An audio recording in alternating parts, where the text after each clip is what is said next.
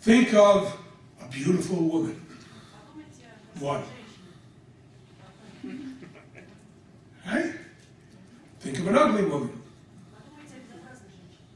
Notice the difference between the feeling of a beautiful woman and the feeling of an ugly woman. Now, ugly is just a meaning assigned. It's a judgment. It's an attitude. It screws up your affinity. Because affinity is a scale of attitudes. And an attitude is a habitual mode of regarding anything. I am in the habit of considering that the Church of Scientology is bad. Church of Scientology is not bad. First of all, there isn't a Church of Scientology, there's only people. And those people do things. And you say, oh, telling me I can't do something is bad. It is because you said so. Telling you something is bad, so to someone telling you something is bad, is just someone telling you something is bad. An alien taught me this after I was awarded a goldenrod certificate. I did OT8, and then I did the John Rafanello is a suppressive rundown.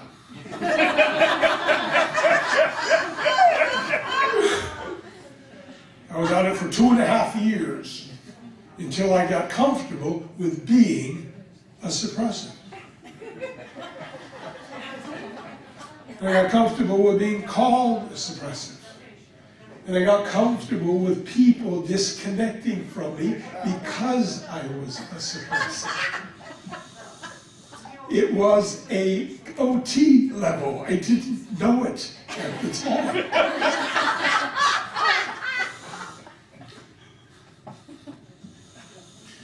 Affinity is a scale of attitudes that falls away from the coexistence of static through the interpositions of distance and energy to create identity down to close proximity, but mystery. What? Say that again. Affinity is a scale of attitudes that falls away from the coexistence of static through the interpositions of distance and energy to create identity down to close proximity, but mystery. I used to do an introductory course in Scientology by saying that as the first thing I said to totally new people. I'd like you to know, by the way, that affinity is a scale of attitudes that falls away from the coexistence of static through the interpositions of distance and energy down to close proximity, but mystery. They went, what? And I went, what? Everybody go, what? What the hell did he say?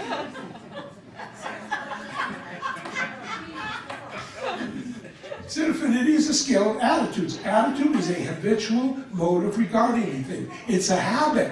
You regard the church as bad, by God, they're going to stay bad. And they're not going to change because you're creating the reality. You call them bad, the universe has to orchestrate their badness into existence. You are God.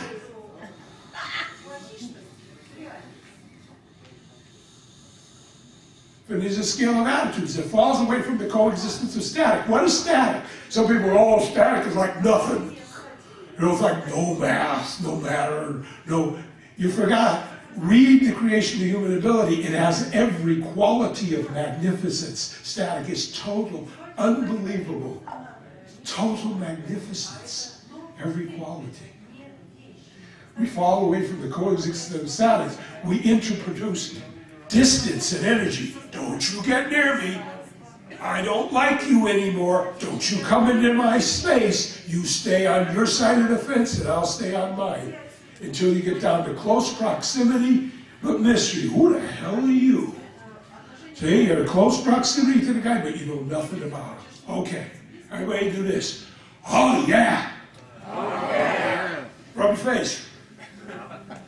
Rub your head. Thank you. Rub somebody else's head. Thank you. Touch them in a place they will find acceptable.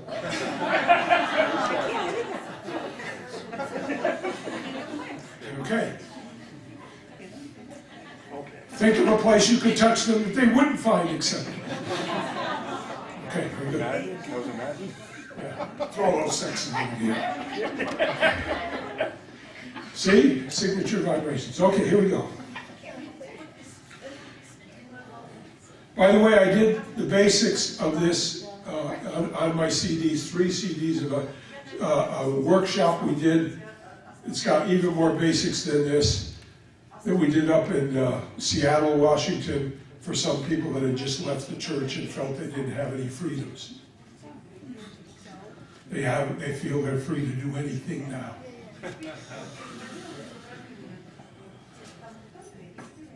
Okay.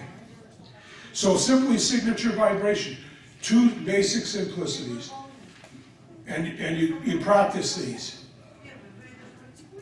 The idea that when you think of someone or something, you're in communication with them. Then you simply sit there, TR0 wise, and allow whatever happens to happen. Got it? Okay, once again, some of you getting a little tired, so go like this. Give yourself a slap assist. Okay. All right, now, pick an alien who loves you. Just consider it. There is an alien out there who loves me. You don't need any data. There's an alien out there that loves me. The very fact that I'm thinking of them, I am in communication with them. Now, either close your eyes or open them, whichever is comfortable to you. Ask them, what does their body look like? Allow yourself to receive whatever information comes. How many of you got some information? Raise your hand. Please look around, see how many hands are up. Thank you. Good. Say thank you. Thank you. Question, answer, acknowledgement. Not 600 questions not answered. One question, simple question. Do you have a wife? Yes. Okay. Do you have a husband? Yes. Good. Do you have sex every now and then? No. The civilization I am in contact with lives in continual ecstasy. Continual, ongoing, never-ending ecstasy. Somebody once said to me, wouldn't they get bored? Who made the boredom? You can only get bored if you decide you're bored. It's a postulate. I'm bored. I don't like what's going on. Anytime anyone wants to do anything in the society, the entire resources of the planet are put at their disposal simply because they want to do it and for no other reason. Does that sound cool? This is a planet called Esisani, which translates into our language living light. They do not have verbal communications. And I am in communication with a being that calls himself Bashar. He gave himself a name. There's a whole story on that, which I'll share. By the way, I'm going to be here after the seminar for anybody who wants to ask me anything. And I'll hang around as much as you want. Imagine you're in communication with this alien, Bashar.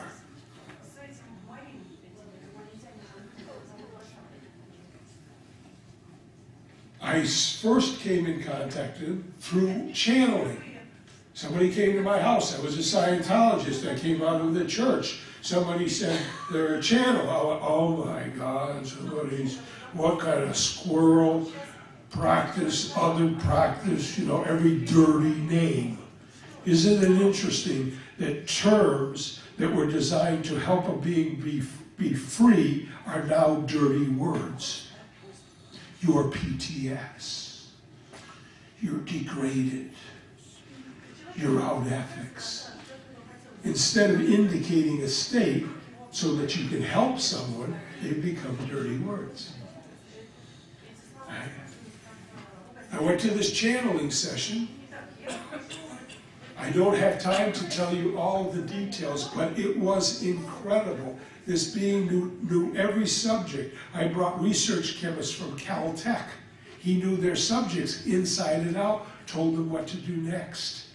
He was channeling through the body of a human who decided to let him use his body, like you would let somebody use your telephone. Can I use your telephone? Sure. Bashar comes and says, can I use your body? Sure. And he would use it and communicate through it. And we have the ability to do that also. And this is practice, practice, practice. I'm going to share with you one more thing. How's my time, right? Am I running to end? Okay, I'm about to end off. I'm going to do just a couple more simple things. We have the ability to communicate with anyone, anywhere, at any time. I don't know if you know, there was a man, an amazing concert pianist, comedian called Victor Borga. If you don't know Victor Borga, go on YouTube and you'll have a ball. This is a true story. There was a woman looking for Carnegie Hall in New York City. And she stopped Victor Borga, didn't know it was Victor Borga, and said to him, "Can you tell me how to get to Carnegie Hall?" And Victor said, "Practice, practice, practice."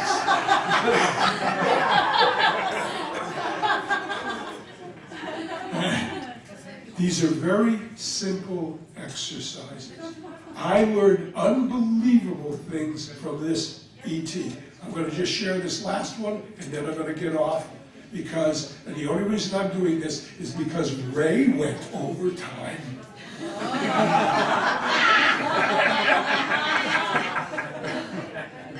Listen to this. This will blow you away. It's incredible.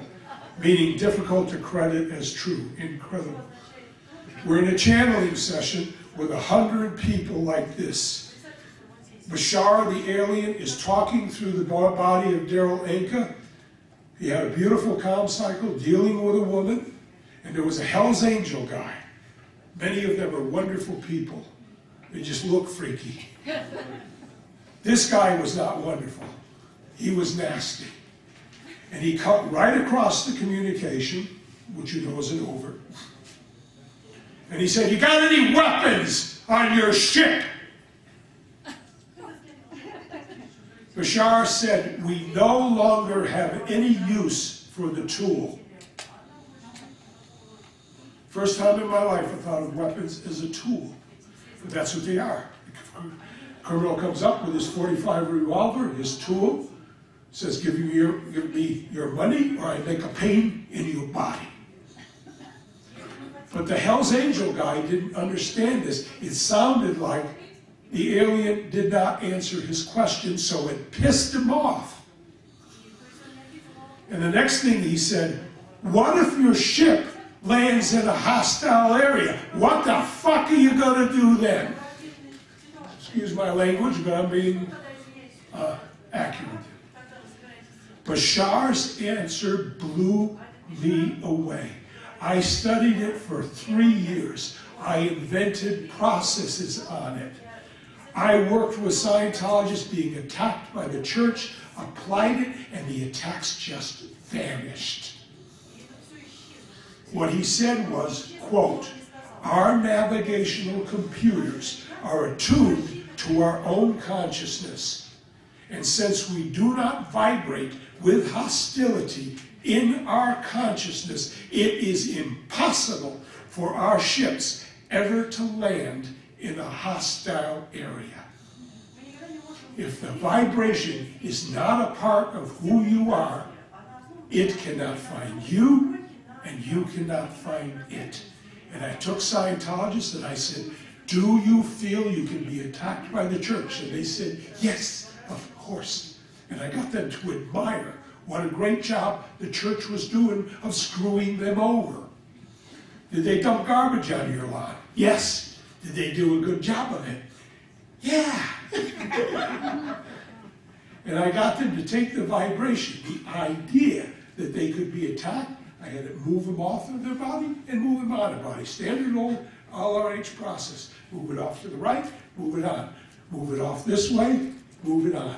Move it off this way, move it on. Move it down, put it on. I had them put on the vibration, the consideration, the postulate that they could be attacked.